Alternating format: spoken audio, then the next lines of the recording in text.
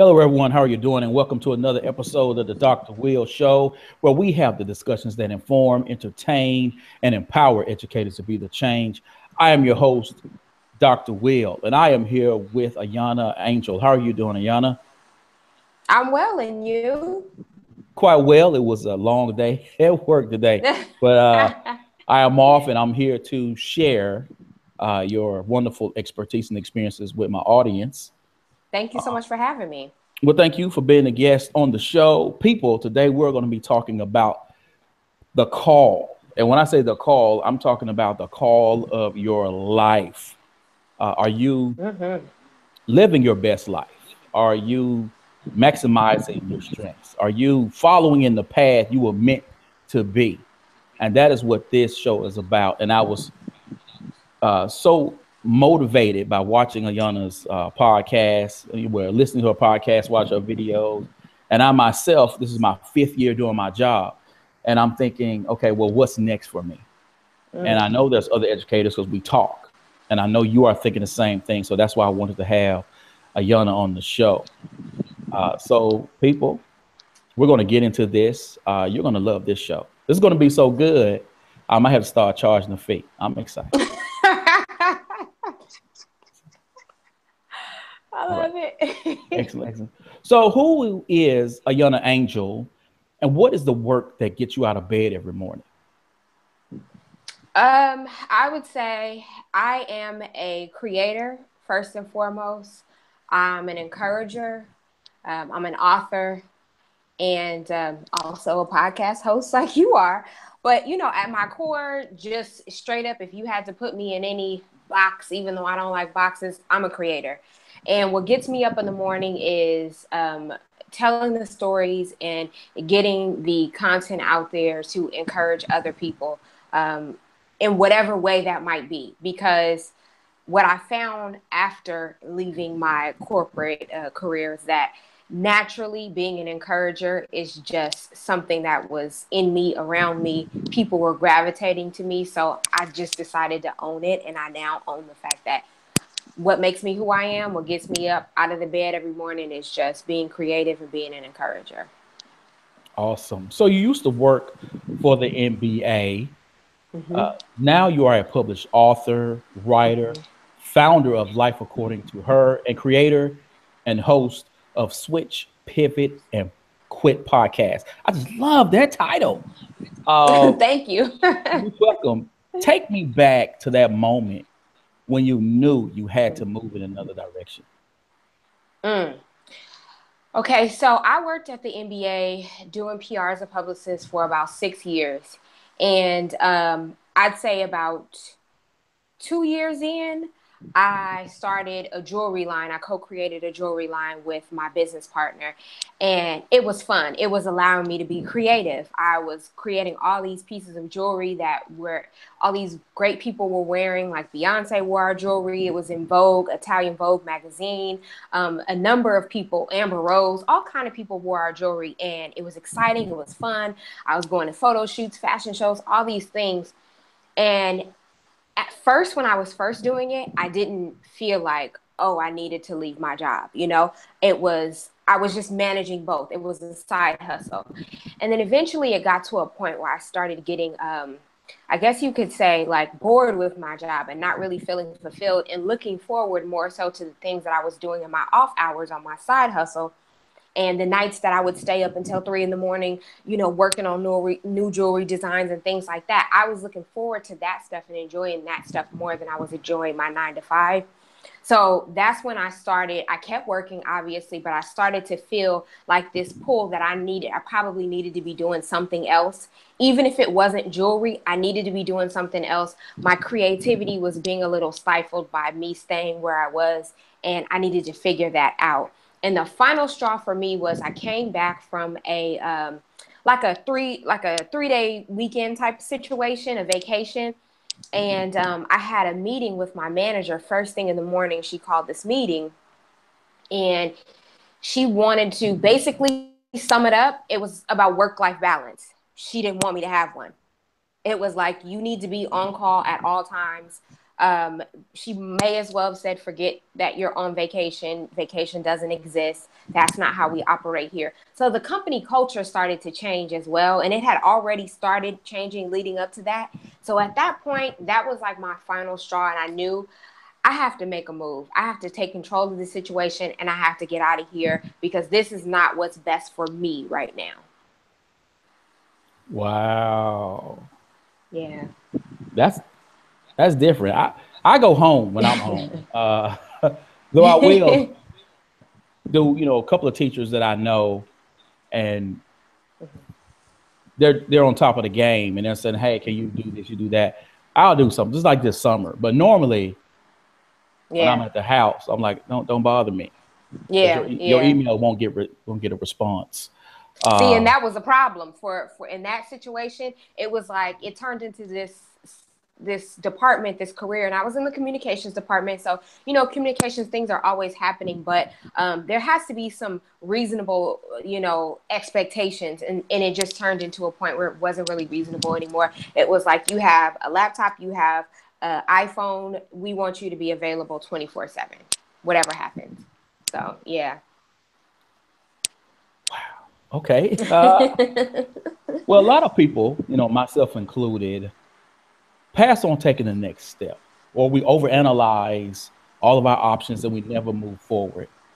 Where does that mindset come from? And what do you say to people to get them to jump? To be honest, just straight up and down, I think that mindset comes from a place of fear. Like fear will always tell you what you can't do, and it'll always make you hesitate on the things that you should do. So I think that sometimes you have to realize, okay, I got to put this thinking and this fear aside, and I have to start assessing what's best for me. And you just got to do. You just got to start doing. And the way I like to think of it is doing things like incrementally. So you may have this big project that you want to undertake on the side, and it may feel like, how could I possibly do that and manage that with all the other responsibilities that I have? But if you take a second and step back on that and think about, okay, how can I break this down for myself? How can I make this less intimidating for myself? Maybe I do one piece of the puzzle. So what's the very first thing that I need to do to get started in doing what I really want to be doing, or trying to achieve XYZ goal? And maybe it's you want to start a blog. Maybe it's you want to create your own website because you want to do speaking engagements talking about education or some of the core things that you learned about people and interpersonal communication and skills or whatever. Maybe you want to, be a speaker or something. Well, what's the first thing that you can do? When you think about, oh, I want to start a speaking career, it can feel like, where do I start? Oh my gosh, that's so much. But if you think of it in terms of, well, I don't have a website. I don't even have a domain. I don't even own my URL. Maybe that's the first place you start. Then you tackle that, and it won't feel so big. It won't feel so bad, and then slowly you just give yourself some benchmarks and start tackling things one at a time, so it doesn't feel so intimidating and fearful to really like embark on this journey and take the next steps towards doing what you really might want to do or try. Okay, so now I want to throw this out there to you. Mm-hmm. Someone takes the next leap. They're speaking, they're presenting, maybe they're writing articles, blog posts for sites, and they're doing it for free. Mm-hmm. When do they know it's time to charge folks? And how do they sort of work out their pricing plan? Mm-hmm.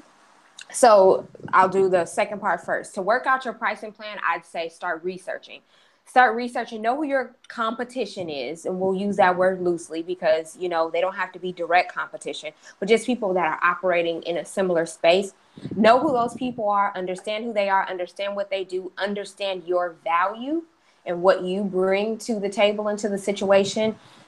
Try and find out what their prices are. Find out what an industry standard is if you can. A lot of times, Google is our best friend. So if you can Google and find out what the industry standard is to charge for your services or the work that you're doing, then you can get an idea of where you also fall on the spectrum. If you just started yesterday, okay, you probably don't want to charge as much as some of the people who are, extremely invested in this space and have been doing it for years.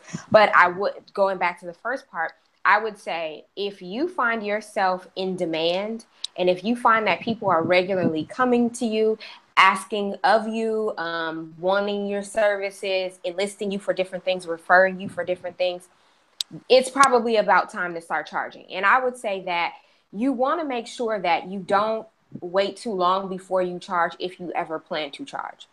Because if you wait too long, then it can become a situation where people start to take your work for granted, and they don't really know that you're not setting them up to know that there's going to come a time where you're going to have to pay for this.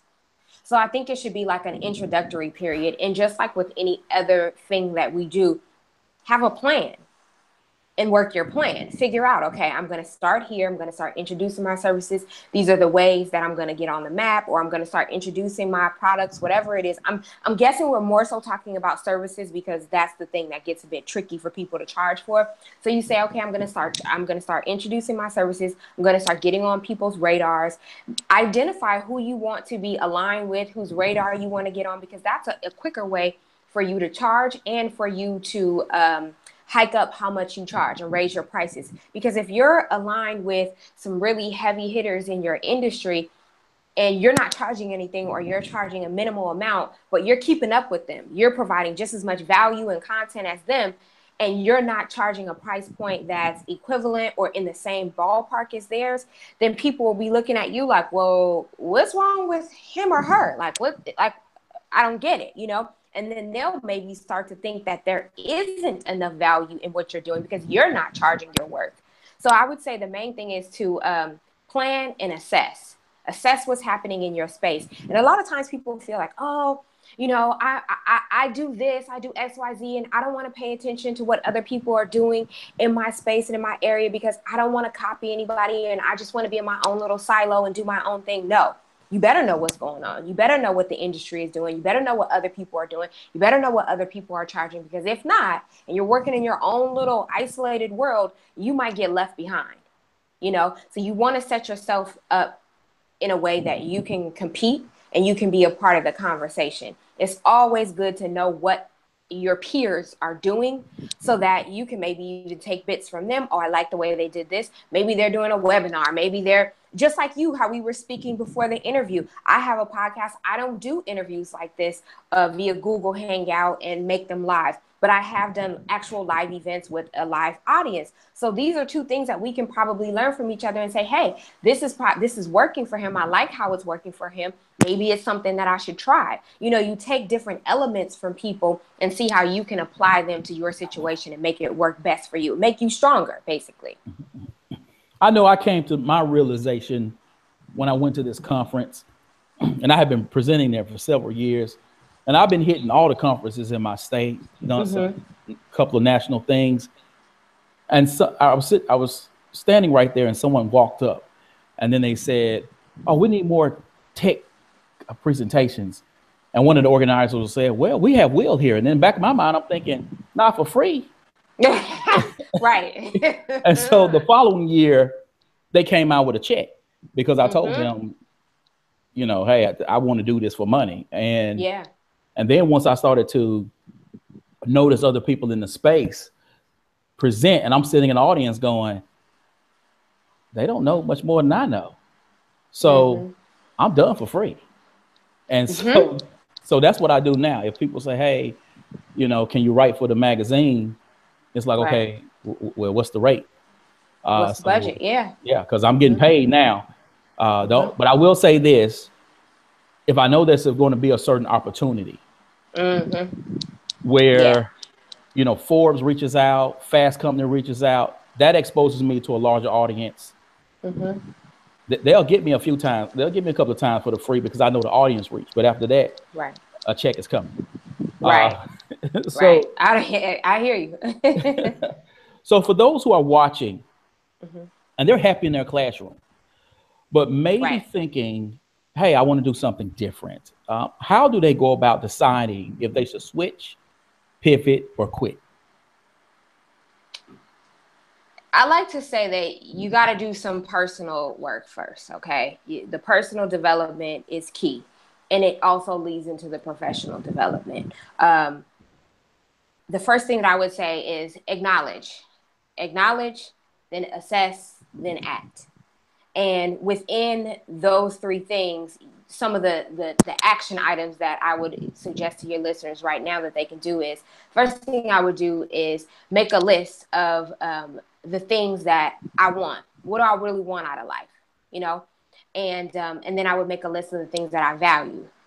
And I'd be really, really honest with myself and spend some time on these lists so that you can dig deep. And you have to remember, nobody's going to see this list. This is your list. So on the top of your list of what you value, you could put money and nobody will feel any type of way about it. They won't judge you or anything because this is not for anybody else's eyes. This is for you. But the reason that you're creating these lists is so that you can look at the raw facts of who you are and what you want and what your expectations are for yourself and what you want out of life. And then you can come to some conclusions about what's working for you or what might not be working for you. Because if you, let's say, you say, I'm a person that really values continued education, and I'm a person that values time and my family and being able to spend time with them, and I'm a person that, okay, let's just take those two things, right? Then maybe like a job that I had before probably wouldn't suit you. Doesn't really give you that much time for your family. You're always on call. You're always paying attention to something else. You're traveling, things like that. Probably wouldn't give you that much time to continue your education either, or to just take classes here and there because it's so dominating of your time, you know? But then let's say you're somebody who works on Wall Street and you're in that world and your number one thing you value is money. That's probably the perfect job for you. Perfect. Because you're going to get it. Now, you don't mind. You might not mind sacrificing family time. That might be low on your list of values. You might not care about living a life where you're very isolated, but you might care about living a life that you have ample money to spend. You can buy and do whatever you want. You can almost buy people, then that's very much so in line with the things that you want out of life and the things that you value in your life. So I say this, and it may sound very simplistic for some people, and some people may have even done this work before, but I suggest that you do it again with your current state in mind, because we change and we evolve from year to year. And a lot of times, one of the things that I realize is that when you get out of college, if you go to college and you get out of college, you're conditioned to just keep checking the boxes, get that job, start this career, be awesome at this career, excel, and, sky's the limit. But nobody asks you, they ask you what you want to be when you're 18, 19, 17 years old. How do you know what you want to be? You don't know. You're guessing. You're saying what you think you would want to be. You don't even know who you are as a person enough to know what you would want to be. You barely know what your likes and your dislikes are. So the reason that I'm saying make a list like this is because sometimes you have to take a step back. You might have just been coasting up until now. You might have just been checking the boxes up until now. Like for me, that was the case. So when I decided that I wanted to switch, pivot, or quit, I had to take inventory. I had to do some personal work. And guaranteed, there's a lot more personal work that you do outside of what I just said. But that's just getting you started, And so when you start doing that work, then you can start to really see who you are and what you really want. And the things that you thought you wanted, or the things that you were working towards and you thought you wanted, they may not even be the things that you really want. They may be the things that you said you wanted. So you feel like you got to keep going for it, because if you don't, then you'll look bad in other people's eyes. They may not be the things that are true to you and true to your heart. So that's why you need to take some self-assessment and figure out, okay, this is what I have going on. And that will no doubt help you decide where you need to go, whether you need to switch, you need to pivot, or you need to quit. Awesome. People, that was so good. I got lost there. It was so good. If I had some popcorn, I'd just be sitting there enjoying it right now. Hello. Thank you. You're welcome. So let's talk about branding. Mm-hmm. In my field of education, there are a lot of people they say I'm a teacher. I'm not a brand. They say branding is for Apple. That's for Tide. Maybe that's for Beyonce, but branding is not for an educator. Please explain what a personal brand is and why is it relevant to people who work in education? I think you can look at your personal brand equivalent to your reputation. It's like your reputation, right? Now, like you said, you may not be the Beyoncés, the Tides, the Coca-Colas of the world, right? So you may not need a logo, or you may not need a slogan and brand colors and all those things right away. But it doesn't matter if you are a freelancer, entrepreneur, teacher, corporate, work, climber. It doesn't matter what space you're in. You have to think of your brand of you as something that you need to invest in, constantly make better. And it's something that you need to nurture. And it's something that you need to be aware of. Because let's say you're thinking, okay, I'm just comfortable, being a teacher right now. Okay, what are people, your brand is also a part of what people say about you when you're not in the room. So when you're not in the room, how do people view you as a teacher? And don't get me wrong, this does not go into that thing of caring about what people say or how people, what people think about you. No. It's you crafting the messaging and the subtleties behind what people think about you and how they view you and how they will then treat you and approach you. So when you're not in the room, do people say, oh, yeah, I know Mrs. So-and-so, she always takes courses during the summer so that she can bring other education elements that are really, really useful and insightful back to the classroom when she comes back, or back to us as a group of teachers. I know so-and-so, she does all of this lesson planning. Her teachers always love her. She gets high marks from students, like, what type of teacher are you? What type of reputation do you have? What is your brand as a teacher? So you may not need a logo and things like that, but you need to start crafting the messaging behind who you are as an individual, because that is something that will follow you, and that is something that you can use to your benefit. So let's say right now you're thinking, I'm totally fine with being in the classroom. I only want to be a second grade teacher. Okay, great, right? But let's say Susie over here is like, I'm fine with being in the classroom. I only want to be a second grade teacher as well. But just in case I decide I might want to be a principal one day, I'm also going to take these continued education classes. I'm also going to do all these other things on the back end that will get me set up for that track. I'm also going to go to these networking events. I'm going to make sure that I'm on the people that are on the school board. I'm on their radar, different things like that. So then if Susie decides that she wants to become a principal and vie for that position, she doesn't have to now craft this image and this brand that tells people, hey, she's ready for this. She can do this. She just has to do it. She just has to apply herself. Whereas now, if you just stay complacent in this one space and you weren't doing anything to craft your brand, then guess what? You have all this extra work that you have to do, because now you have to sell people on you taking this next step, and you have to make people a believer. Why not just make them a believer from the very beginning, off of some of the core fundamental things that you can associate with your brand, the brand of you, if that makes sense? It does. It does. It does. I mean, I definitely, in the work that I'm doing, and I have this podcast, I write for magazines, I present at conferences, do webinars, and I make sure that everything aligns to the point of when they see me, they associate me with digital transition, one-to-one learning, instruction, educational technology. But I also do so because I want I want people to approach me with opportunities, but also within our space, when I do reach out to someone and say, hey, are you hiring? That someone is like, yes, Dr. Will, apply, because I want them to know who I am and what I bring to the table. There you go. Exactly. And it's never a bad idea, even if it doesn't matter what you're thinking about doing, but it's never a bad idea if you want to have any type of presence, for you to just have a simple website so people can Google you.